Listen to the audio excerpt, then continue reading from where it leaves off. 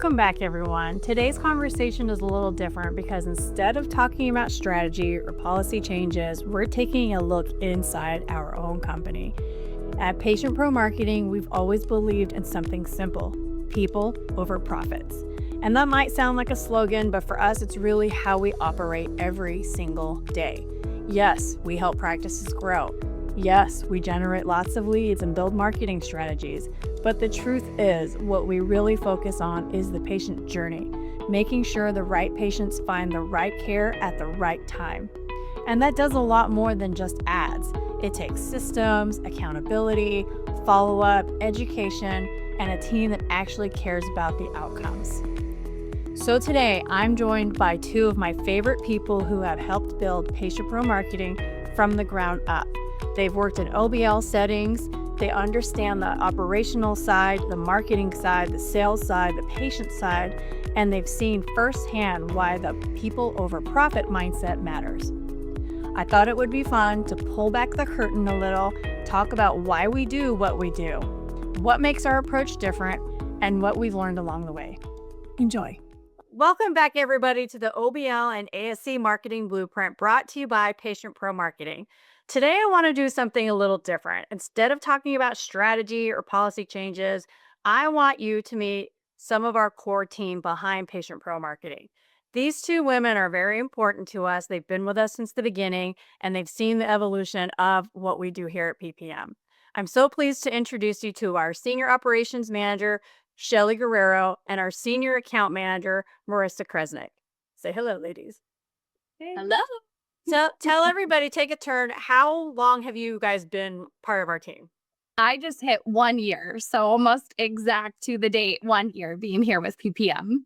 Oh, like this week? Yeah. Yay! Yeah. Happy anniversary. Beginning of March, so yay. Yeah. I think I'm on like a year and 2 months. I was here since day one, so it's been Yeah. really exciting.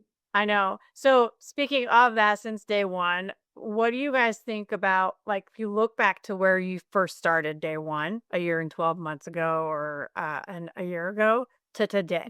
I think it's been just a whirlwind, right? Like when we first jumped on, it was for sure scary.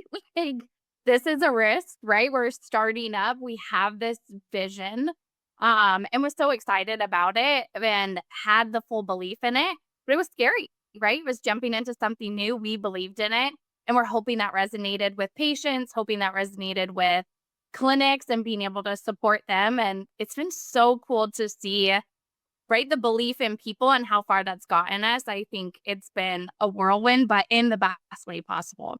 Yeah. Did you guys even imagine we would grow this fast, like where we are right now? No, I mean, even just January, right? Like doubling who we are in January, and it's not slowed down. So it's been busier than expected, but that's exactly what we wanted. When I started, there was like 4 of us, and we had maybe like 2 accounts. And I was like, okay, this is exciting. Like, I've seen the impact that this can make, and I've seen the patients that need this. So I really had belief that it would work. I just was a little bit nervous because it was like Rachel called me one day. I was at the airport. She's like, "Hey, we're starting something. You wanna come on?" And I was like I think, but I don't know. So I really have trust in you and the business model, and I knew that it would succeed from the start, even though it's a little scary. Yeah, I know. Trust me, starting a new business was scary. Really scary. So I want to get a little bit personal with you both, right? And share with our clients and like people who are interested in what we do. If you look at our followers on social media between Facebook, Instagram, and LinkedIn, I see what comes in all around the world. And a lot of it has to do with us having staff kind of everywhere spread out through the United States and in other countries. What does what we do mean to you personally? It's the level of connection, right? And it's meeting a person at their needs, right? On a patient basis, being able to connect with that individual who in today's medical industry is often not heard, and they're trying to advocate for themselves and they're trying to get themselves out there, and they're often met with, oh, that's normal, or yeah, that's just part of aging, or you should just have to expect that to happen. And their symptoms are almost hushed. And then it escalates to a point of, well, your only option is a major medical surgery. And that is scary, or there's financial constraints, or being able to take time off of work to do that. And to feel like you had no options, and then your only option is something that doesn't fit into your life is so intimidating. I could imagine being on that side as a patient and how hopeless you would feel. And so I love what we do just purely out of that education, advocating for the person there and really helping them understand there's not just one way, and you're doing the right thing, advocating for your care, getting it out there, right? Trying to type in Google and see who is out there, what can be done for your symptoms, and having a team, right, from the marketing side, from the clinic side, who's willing to meet with you, hear about your story, and give you hope in the process is my favorite thing about what we do here. For me, I've seen so my grandpa, he couldn't walk very well for like 10 years. He was stuck in a chair. And so I saw how much his health took on him and how he couldn't do the things that he loved. He just sat every day in a chair. He loved to go fishing, but he couldn't move. So the last 10 years of his life, he just sat. And so I always want to be there to help people and get them that help that they need so that they can live their life. I mean, just watching him live through that really took a toll on me, and so I wanna be able to help others get that help that they need and just be able to live their life the way that they want and normal. And isn't it crazy that platforms like Meta, social, like Facebook, Instagram, even TikTok, like platforms that we would think your grandpa and people aren't on, are Yeah. a lot. Yeah. Oh, all day. They don't do anything else, so they just scroll Grandpa all sitting day. in his chair scrolling all day. All Yep. day. Too many hours on there, but that's what they're doing, and that's how people connect these days, so I think it's great that we're finding these patients there. Yeah. And Or you even just your family, right? And like, I think that's such a good point, Marissa, where you're like, I'm seeing my grandpa go through this. And if they're not on social media, someone in their family is, and they go, wow, that sounds just like my grandpa and his Mhm. story. I'm going to give this place a call. And Yeah. how many patients come in just from their family advocating for them or going, I hate seeing them like this. There must be some kind of option. So it's so cool how social media hits such a big population, right? It can hit anyone and go, oh, that sounds like somebody I know. I want to help them get taken care of. Mhm. Yeah. And you both have come and worked from OBLs, right? Vascular clinics. Mhm. Shelly, you're out in California. Marissa, when you were in Texas. What did you guys see firsthand when we started launching ads and hearing from patients was working? Like, what was the most glaring thing, like the difference between being in the OBL and what's coming in? And then, Marissa, for you, the marketing side of it. For me, for the marketing, like, when I would go to different providers' offices and how many of them have never heard of these procedures was crazy to me. Like, until the day I stepped foot in there, they didn't know about this stuff. So, obviously, they're not going to tell their patients about it because they don't know. So, I feel like a lot of even providers aren't educated on these other services. And then, if they're not educated, the patient's not educated. So, the patient has to go online and find it for themselves. So, I think it's just crazy that the word's not out there and, like, you have to rely on outside marketing or direct to patient marketing. Yeah. Well, even I mean, girl, we both did boots on the ground for a long time. The gatekeepers, right? They think they're doing a good job at keeping doctors on schedule and whatnot, but they're also doing a huge disservice with educating. So many times as a sales rep, and anyone that was watching this is gonna agree with us. The constantly coming in with brochures and scheduling lunches. You could schedule 50 lunches in a year, and sometimes the doctor you still wouldn't get in front of them to be able to present and just review 5 minutes. Give me 5 minutes of your time to tell you about this minimally invasive option for all those patients who are not good candidates for a major surgery. And I don't know, because I've been the gatekeeper too. I worked at offices and I know how frustrating it is, when your doctor's running behind and the reps keep popping in and they want to put them behind schedule. But I feel like there needs to be a balance when it comes to that part of the marketing, but I really feel that's why this approach works because we're getting directly to the source. We are going to the pain, to the patient. No, there's no gatekeeper. Yeah, sometimes it's just the eyes, right, that are on that. I think the biggest difference of going direct to the consumer, direct to patient marketing is you're getting that information out to a wide group, right? You're targeting this huge population. versus your boots on the ground salesperson is knocking on providers' door, hoping to get a lunch. They need education on what are these embolization, right? Or minimally invasive treatment options across the board. And then once they're actually educated, if this is a PCP, maybe 1 in the 20 patients they see that day has knee pain and they're going to send them in, or is dealing with shoulder pain and then they're doing a referral for them. So even if you get that knowledge out there, it's such a slow process for that patient to get seen, for them to then get a referral, for it to be the right fit, right? To then send over to us and then start the process. So this going direct to the patient faster, the sheer volume of it, the steadiness of it is just a whirlwind difference of running the actual OBL and hoping to get a fax or an email with the referral, refresh. Great, I got 5 referrals this week. That felt like a successful week. Here, it's easy to get 5 in a day because you're getting a much bigger pool of people. Yeah, yeah. And we're gonna talk about here in a minute what that patient is like and when they come in versus your standard patient coming in the door. One thing I do want to ask for you both, now that you're both kind of client facing, you have lots of conversations with providers, our clients and prospects, that sort of thing. What do you think that they misunderstand the most about marketing? I would see from kind of an overall operations is it's not a traditional provider to provider referral. You don't have a whole chart coming over to you with medical history and a medication list and their insurance already verified and sent over to you. There's less room for error when you have that provider to provider referral. Here, we're building all of that. There's a lot more flexibility that's required in a direct to patient referral coming over. You are building that referral. Our team is going through, right, and connecting with that individual, collecting all of that demographic information.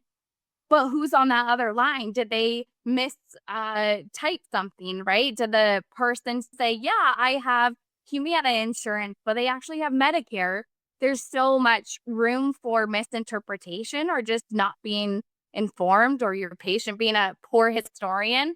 There's factors that can make it challenging to get all of the accurate information. So I think there's this level of flexibility that's required from the providers that not all your patients are going to come over with a perfect bow and it looks great tied over on top. Everyone's going to do their best, right? They're going to get their best information, but you kind of have to meet that person where their needs are, re-verify information and make sure it's accurate, because you don't have that direct piece of paper in front of you saying, yes, they've been seen. This is all of their information. Besides the lead generation, right? And hey, we make ads, we put it online. What do people actually not see that we do? I mean, Marissa, you want to start because I know you've been with us in the beginning. So from the very beginning of when a lead comes in, quickly tell everyone how much work and steps are really involved. I mean, so a lead comes in through Facebook. So every time a lead comes in, they're a little bit weary because why did I see this on Facebook and why hasn't my primary care doctor told me about this? So we have to do a lot of educating and building trust. Like, we're asking for personal information, we're asking for their story, so we need to get them to trust us. So it takes a lot of time and effort to really build that trust and get that patient to believe in what we have and get them scheduled. Why do so many campaigns fail without having backed structure? And I think this is good to ask you both because Shelly, you've been a clinical admin, you have run an OBL, 7 days a week. I think you work even weekends, you've been in the OR. Tell us, and you even worked with a different company doing digital marketing. So sharing your stories with us when you guys started doing digital marketing, what made it not work? Yeah, I think the biggest bottleneck that we see in the process is expecting the patient to do the whole process themselves. This is still a typical medical visit, right? This is a specialty office. There's still guidelines you have to follow. Insurance, you may need a referral, and obtaining that from a PCP. Are you as a clinic willing to hold the patient's hand and do that process with them? Or are you going to say, nope, we're refusing to see that patient unless they come in with that referral in hand? You're not going to be as successful getting patients through the process. You have to be willing to have a team member dedicated to picking up the phone, calling the PCP, saying, hey, I have your patient here. They're wanting to come in. I'm sending you over this referral form. Can you make sure you guys sign it off so we can get them seen and taken care of? It's that extra mile that we are above and beyond willing to do. We really want to make sure our partnership, a good client to us, is somebody who's willing to do that. Partner with your patient, hold their hand, guide them through the process.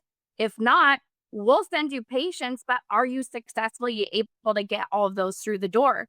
Probably not if you're not willing to meet them at their needs. Yeah, I think that's where I feel like doctors get confused about what marketing is, right? They look Yeah. at it as a paid service every month or however long their terms and contracts are versus an investment into their practice and their business, right? You look at it as an investment, you tend to lean into it more and you want it to work. So you have more engagement with us, with our team, right? The team, your staff understands what the goals are. Our goals are aligned essentially. We want to rock it and fill their schedule. They want to see more patients and get more procedures on the table, period. We all have the same goal, but we've got to make sure that that the way our processes work are going to get us to that end goal, you know? Right. We have for the majority, we've been super blessed, right? And most of our clients are awesome. Their staff is on board, they know what they're doing, but it's new. I mean, when we first started, I mean, there's still people out there, right, that are super old school that have paper charts and we joke about it and have one person that does everything and a single doctor. And so when you talk about lead generation, direct to patient meta manager, it's super overwhelming. I'll sit there with their eyes open, just stare at me like, how does that work? I don't understand. And you have to go through it over and over. And then once they get started, it's scary, right? Because they're like, whoa, like the patients just come so fast. And you're absolutely right. I think what we need to share with everyone who's considering any sort of digital marketing partnership with anybody is making sure it is truly a partnership. You've got to have processes in place. We talked to a bunch of our competitors, if you want to call them that, but other agencies that do lead gen as well, and they'll say the same thing. The biggest failure is at handoff, right? You're going to create the coolest, the most catchiest, the awesome ads on Meta that are going to make people stop, scroll, and click and give you their information. But once they do, then what? How long does it take that person to answer, to call them back? What was the follow up like? Did you confirm benefits and make a welcome call and introduce them? You know, like all the best practices that we teach clients. And we see the results, right? I mean, Marissa, you do your weekly check-ins with clients and you see the ones that you guys are on vibing, right? And you're on the same track and you know what they want and they know what you need. The results are there. I really agree with Shelly with that dedicated person in this role because I think some of the practices when they first start on with us, they think, okay, you're marketing, you're handling the whole entire thing. Like you guys got it, you scheduled them, like they're ready to go, they're just showing up. So we have to educate them and teach them, like, no, we have to hand them off to you. You need to welcome them to your practice because they're coming to see you. And so I think that's a really big part that helps in the success of digital marketing. And as an account manager, Marissa, what's the biggest mistake that you see practices make after leads come in? I would say the biggest mistake is either waiting too long to reach out to that lead or I think reaching out to that lead just because since they did find us online from Facebook and we tell them like, hey, you're scheduled for this appointment, the clinic's going to reach out to you soon, here's their phone number, and you don't call them, they're like, oh my gosh, what did I just get into? Who did I just give my information to? And so then they're not going to answer because you didn't call them right away, you didn't get them excited, now they're scared, and that trust is a really big part of them showing up to the appointment. Yeah. I think you've said trust a couple times, and I feel, I mean, that's one of our core values, right, as a company is trust. And I think building that rapport right away and putting that guard down. You already said at the beginning, right? Like, why am I seeing this on Facebook? Yeah, they're hesitant, but they do it, right? Because they're interested, or it's just natural for us to want to know more. So they put their information in, and they sit there and go, "Oh my God, who's going to call me now? Like, what did I just do?" And when they actually get our team on the phone, they're like, wow, they sound legit, right? They're telling me about the procedure. They've got a clinic close by. They even gave me an appointment. But then nothing, no call from the office. That gives the patient now the lead time to rebuild that hesitation and that fear of it not being real and losing trust. Mhm.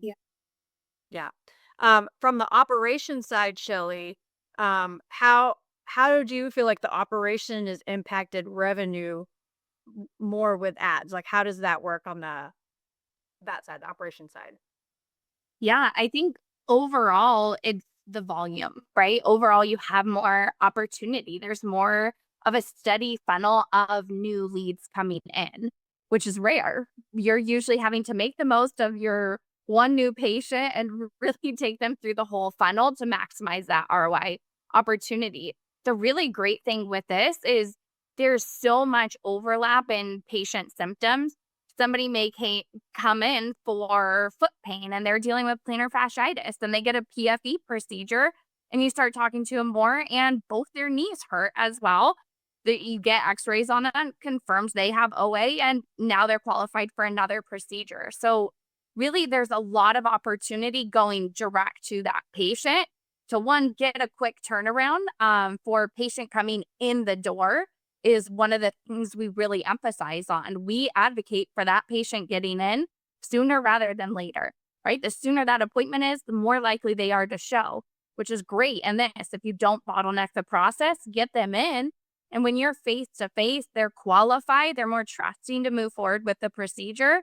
You really optimize that ROI by having multiple procedures, right? A GAE, they're coming in oftentimes with both their knees are bothering them. It's very common. So right away, one patient that you went to with marketing came in 2 procedures, and they can happen, right? 1 month to the next month. So there's a lot of opportunity with this patient, just getting them in the door in that first opportunity. Yeah, I'll never forget the one client we had and his first week of seeing patients. We were excited. We called him like the next day. We're like, "Hey, did your patient show? Like, did you get I think it was a plantar fascia patient, right?" Yeah. And he said, "No, patient showed." And sat down, young man, told him to take off his shoes and his socks so we could do our exam, and he had gangrene on his toe. And I said, "Sir, how long has your toe been black?" Patient's like, been like that for months, but man, my heel pain is super bad, doc. You got to help me." Right. He's like, "No, sir, we this needs an intervention. Like, we need to fix this first." So it started off like, "Oh no," we were like, "No, what do you mean you didn't get a quality patient?" He was, first of all, confused. Patient didn't even talk about the gangrene foot, right? That Yeah. wasn't an issue. And I feel like that's why some of these campaigns work so well, because it's a sense of urgency, a sense of need, right? Yeah. Walking hurts. He probably has neuropathy and can't even feel that toe. It's been like that for months, so it's not a bother. Yeah. Kind of out of sight, out of mind. He wears socks all the time. Mhm. So I always think of that story, and I've shared it so many times because I feel like we get tunnel vision sometimes, even in our industry, but even physicians. I just did a podcast with another doctor saying the same thing, where we get tunnel vision when a patient comes in for foot pain. That's all we're focused on instead of looking at the entire patient. So you're Right. right. Most people who have osteoarthritis, we know it's systemic. So if it starts in the knee, they're probably going to get in their elbow, their shoulder, their thumb, wherever it will eventually go to all their MSK type joints. But even just taking off your socks and shoes to do your initial exam, now that's a Yeah. PAE patient who then is gonna need a plantar fascia embolization, who probably is Mhm. gonna have something else that hurts later. Yeah. So I love it when doctors look at the entire patient, right? And not just as an ROI, that patient, I paid this much for cost per lead, and that patient needs to convert to this. Like, for Mhm. me, a good partner, a good client provider to work with is someone who looks at the patient holistically, but also looks for other opportunity Yeah. to do more. And I think that sets us apart at PPM as well, is our team is also looking for that. Sometimes you get patients that come in, wow, this is so interesting. I've never heard about this on a GAE ad. And they're dealing with hip pain. And they're asking, do you guys do this for hip? And for us to be able to have the providers as a resource, we have this knowledge of who they are, and our team really educates. That's one of the things I love about Marissa having weekly meetings with these providers, is she's connecting, getting to know their team. How do they approach care to a patient? What do their providers specialize in? And it helps us really connect with that patient, whether they come in direct to that service type, or we're open to see that whole body and still connect them with the provider's office. So I do really like that we're not, hey, it has to be in a box and we only treat a patient with knee pain. We refuse to see them with shoulder or hip. We have all these campaigns but we're really willing to get that patient taken care of. We work with clinics that are going to do that as well. They're really going to treat the patient with whatever that need is. Okay, so let's talk about OEIS because I'm super excited about OEIS. This is going to be both of your first year to attend the annual conference in person. I've been going for, I don't know, the last 4 or 5 years. So I would love to know from both of you, what does it mean for us as a team and a patient pro marketing to be involved with an association like OEIS? It is so powerful to see what OEIS is doing. And we hear so much of the bottlenecks, right? Insurances and having a hard time getting reimbursement and still wanting to get the patient taken care of. But also the providers took a risk, right? Into getting their own practice and building this. They have staff to pay for. And to really see OEIS's impact in advocating and pushing against insurances and getting education out there to providers and what they need to do, they really have such this part in momentum to keep outpatient-based settings happening, and making sure people are informed that the hospital is not the only way to go, especially for outpatient-based procedures, right? We should be doing this in an OBL ASC setting. And if those go away, that is treatment, right? And it's a disservice to our patients. It's going to delay their time. It's going to increase the financial constraint on them. There's so much consequences, right, to losing this setting. And OEIS is such a huge advocate for protecting that basis and protecting the providers who have created an OBL. So I'm so excited to be there and see our clients face to face and partner with them. We firmly believe in this. So it's really cool coming from the marketing side and keeping this alive, but being there with a team, right, who is all volunteer based, doing this to keep the outpatient setting alive for our providers and for the benefit of patients is really cool. Yeah, Marissa, like what kind of conversations are you looking forward to having there? I mean, on my side, I'm excited to really just meet all of my clients and clinics in person because we just meet via Zoom weekly. And so we build that relationship, but I feel like the relationship's not as good until you actually meet in person. So for me, I'm really excited just to get to know everyone in real life, and kind of build that relationship. So at OEIS, we have a table in the exhibit hall. So we'll be in and out, but we also have the opportunity to present on 3 different marketing panels, which I think is going to be fun. I'm nervous, but I think it's going to be exciting because we've, as a company, have done it in the past. We've had Justin on stage the last 2 or 3 years, and he does a phenomenal job. So I have really big shoes to fill this year, and I understand that. But it's going to be a fun, like the first segment we're doing, I believe on Thursday afternoon, is a DIY, like do it yourself social. So it's going to be the clinic that is just thinking about digital marketing, but doesn't want to commit to an investment with hiring an agency, or maybe they are like just started and they don't have the budget for it. And they don't even know how to post organically or how to use their own Facebook page or how to create their own Facebook page, right? So it's going to be a fun, like, build your own socials. That's going to be the first presentation that we're doing. Then the second one is going to be on building a PAE for prostate artery embolization campaigns. And again, kind of a DIY, not so much like how we would do it at Patient Pro, but how you could easily create educational videos and things like that that get people to feel more comfortable. Why I like those 2 topics is because every time that we partner with a client and we put ads on Meta and we put them out on Facebook, the first thing that patient does is they go to socials to find their footprint, right? What's their website like? Do they have education on there? Are they even on Facebook, and are they active on Facebook? So the more that we can get clients and prospects to juice up and beef up their own socials, all that's going to do is improve any campaigns they do with us or any other agency that they work with. Yeah. So kind of teaches some tricks to people while we're there. So all my competitors are welcome, but for us, I think this is great, and in general, anyone that's not ready to make that commitment, it gives them a start. It's like the first step into social media. And then the last lecture, I believe, is on Saturday afternoon, and that's going to be more about hiring an outside agency, how we do what we do, how it works. So I'm really excited for those 3. but also just to get down to earth and sit with people in the exhibit hall and get to know them, you know? For me, OEIS is super important because you guys, all of our clients are office-based labs. Yep. If office-based labs don't exist, we got to pivot, right? We got to look for something else. So advocacy is huge. I love that they support each other. They're all volunteers. None of those board members, the president, none of them get paid a dime. They do this to support their colleagues, to support the industry. And I feel that's why I've tried to partner with them so much in regards to helping membership and just awareness about who they are.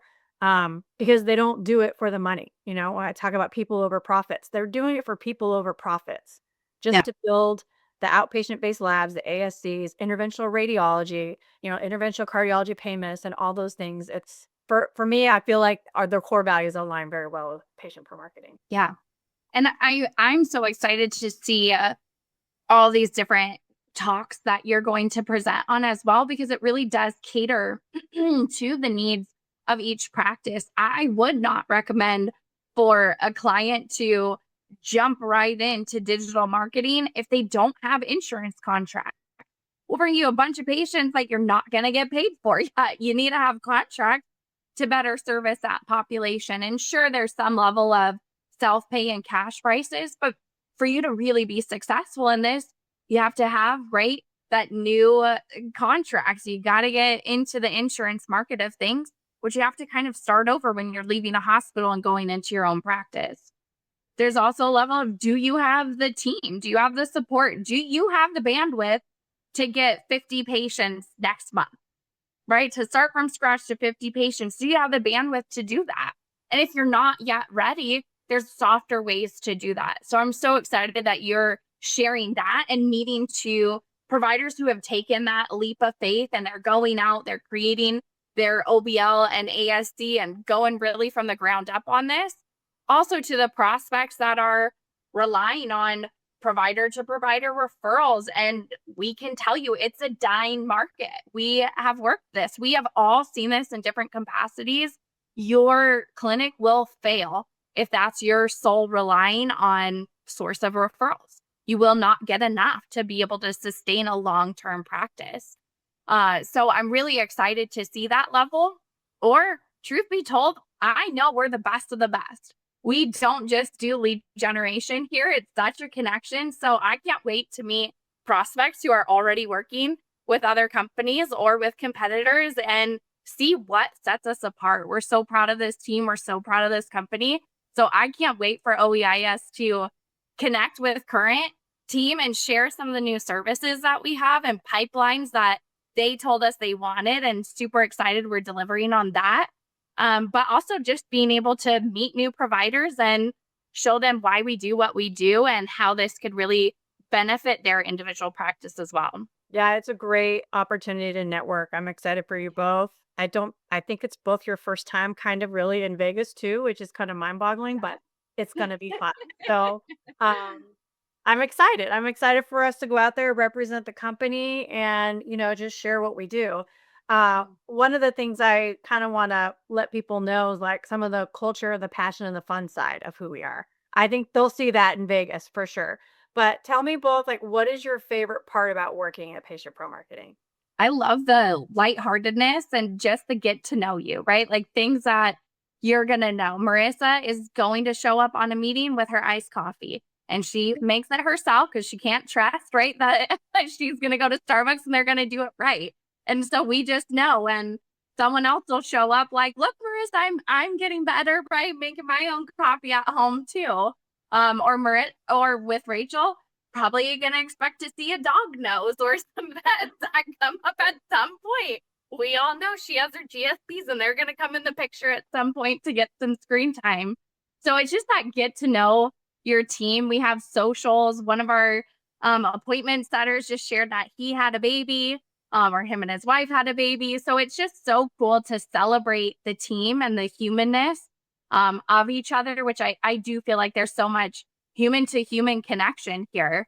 Marissa, maybe you can even share about Paul and meeting up with the team and how cool that was, right? Like traveling across the world to be able to see each other. Yeah, for me, I feel like just the different cultures and like everyone's in such different lives here. Everyone is in different time zones, different customs, and it's just really cool to get to learn new ways of life from everyone. And I think for me, like the biggest thing is there's not really levels here. Like everyone's opinion, everyone's ideas are all valued and worth the same amount as someone who's a leader, considered a leader, and someone who isn't. So I really think it's just awesome that we have this space for everyone to grow and have opportunities. Like no one is looked down on. Everyone is equal and everyone matters here. And I think that's really important. Yeah, I love that you said that because, we've had multiple calls where we all get together and literally we've cried. We've all cried together, celebrating things, mourning things, right? The fact that, you were mentioning one of our call center leads went on vacation to the Dominican or something and met up with some of our call team there, and had a party and got to know each other face to face, that face to face interaction that Marissa's looking forward to doing with our clients. Not all of us are in the same time zone or in the same atmosphere, right? To even be able to do that.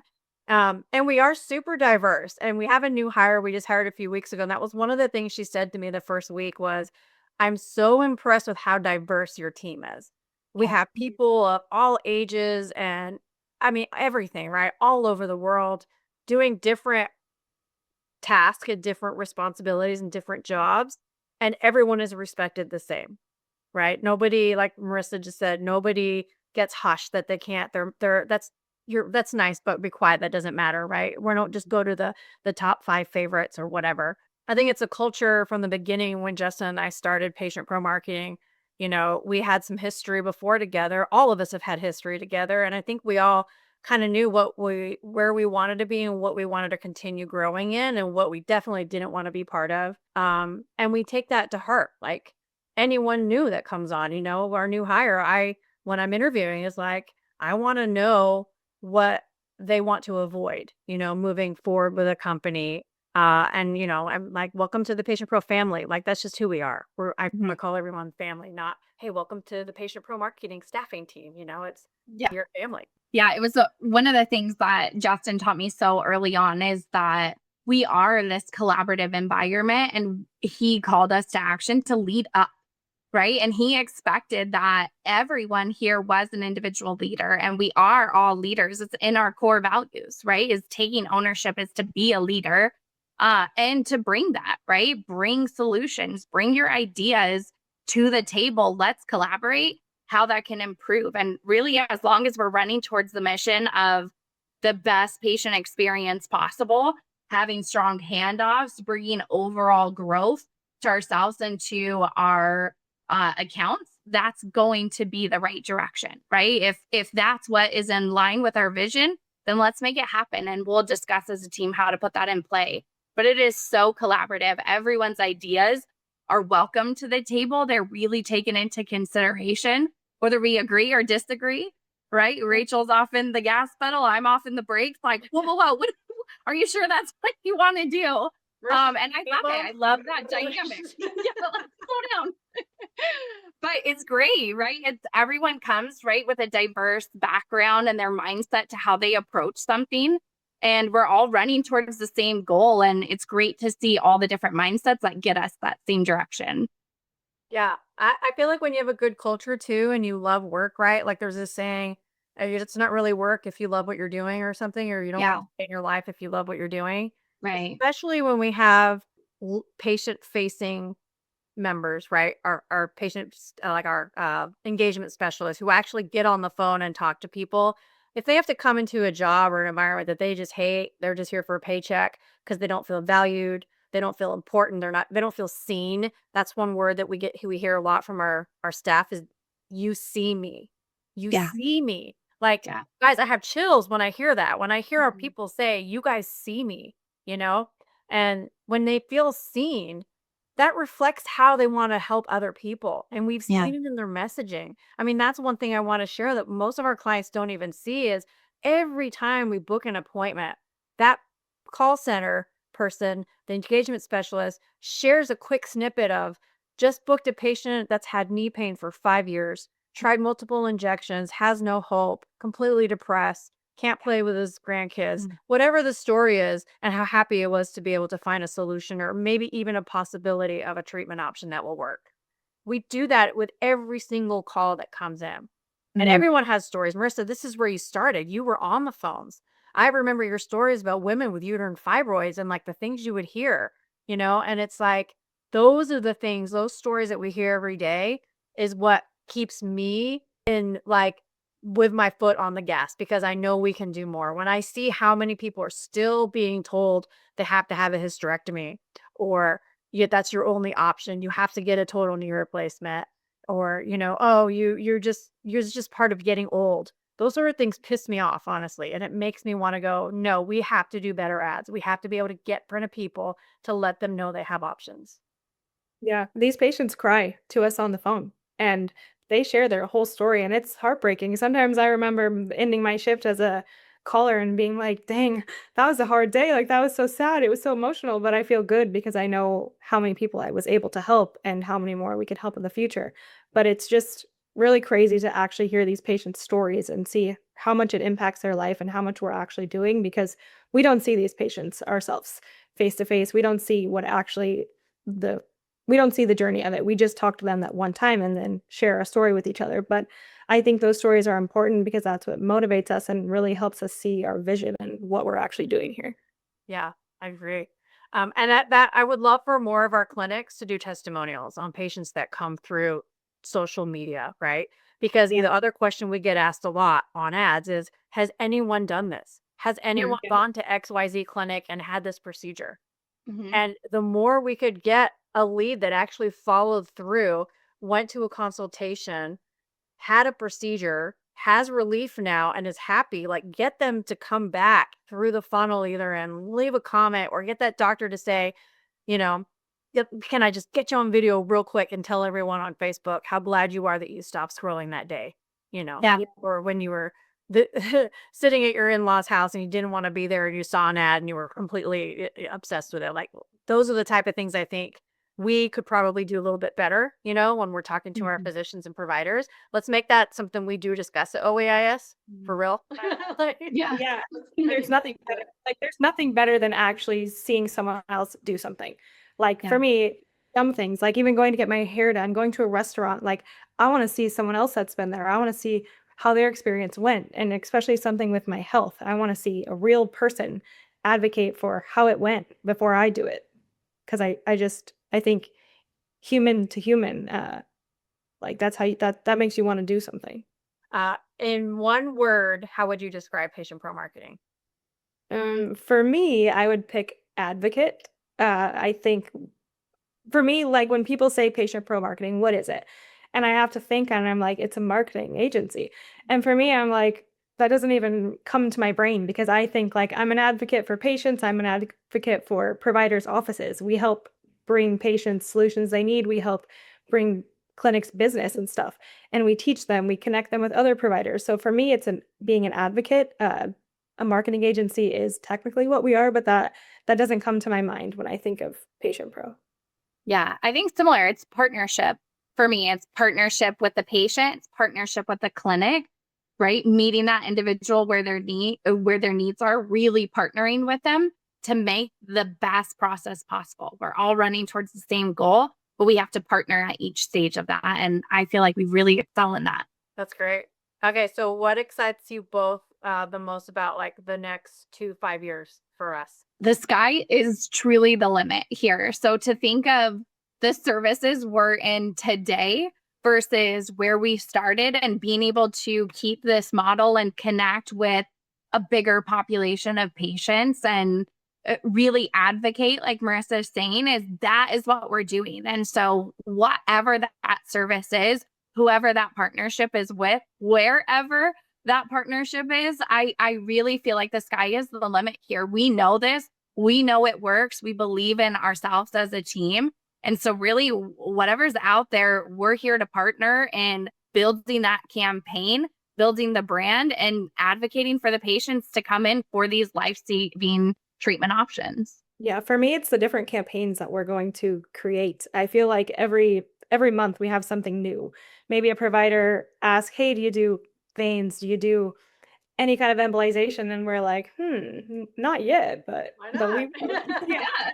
So I feel like Tell me more. anybody we can help patients and help get that education out there about these procedures, we will. So I'm excited to see how many different campaigns we're running, different services, and yeah, like Shelly said, maybe we'll be helping patients elsewhere, not just the United States.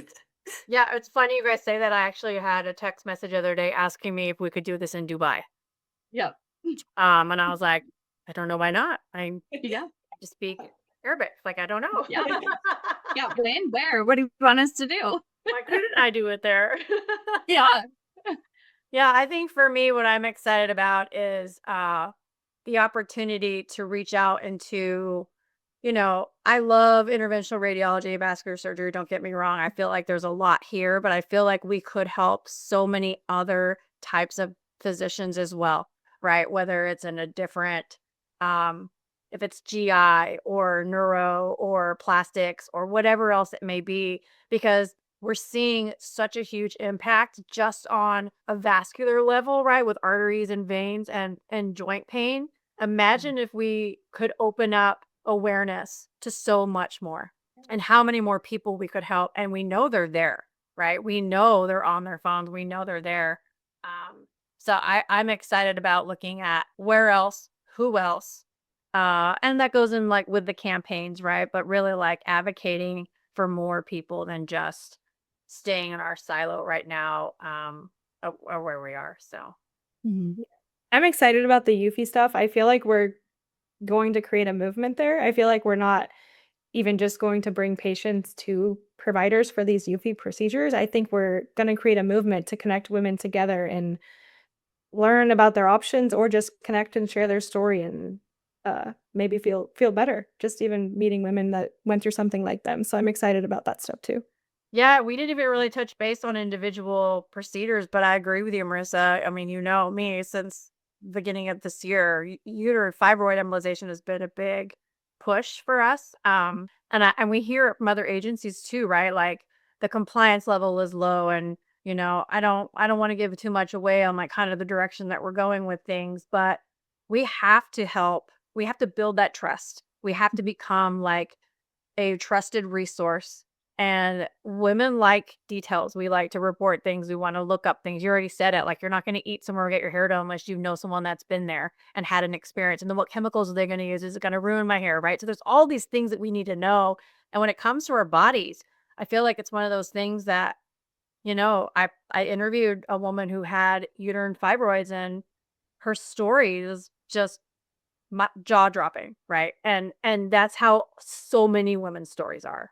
Like, I just had 14, 15 minutes with her, and I can't imagine if I talked to more women like that, that I know the stories would be super similar, from all the physical things that she went through to the mental anguish, horrible stories. So I'm excited that all of us want to. I love that you said a movement. I love Yeah, that. I feel like once you share one woman's story, there's gonna be a bunch of others that hear it and they're like, "Oh my gosh, I went through the same thing. I wanna share my story too." So I feel like once we start the movement, it will bring out a lot of other women that need help and they feel ready to get help because they see, "Oh, this woman went through all this, and I either don't want that to happen to me or, like, I went through that too, and I wanna help someone else so they don't have to go through this like I did." Yeah. Awesome. Okay, guys. Well, thank you so much. I just truly, from the bottom of my heart, appreciate you both on our team. I love you. We wouldn't be here without both of you. So I love that we were able to showcase today just, some of the core team. I want to do this with other parts of our department. So I think it's going to be exciting just to share who we are. Like, we're humans, okay? And Shelly, you said it earlier, like, we're going to miss things. Things happen. Like, we don't mean to, right? I mean, you mistype something, you forgot to ask a yes or no question. But we're here for the right reasons. We want to do good. We want to help people, and patient pro marketing wouldn't be where we are without our core team and you guys. So thank you so much.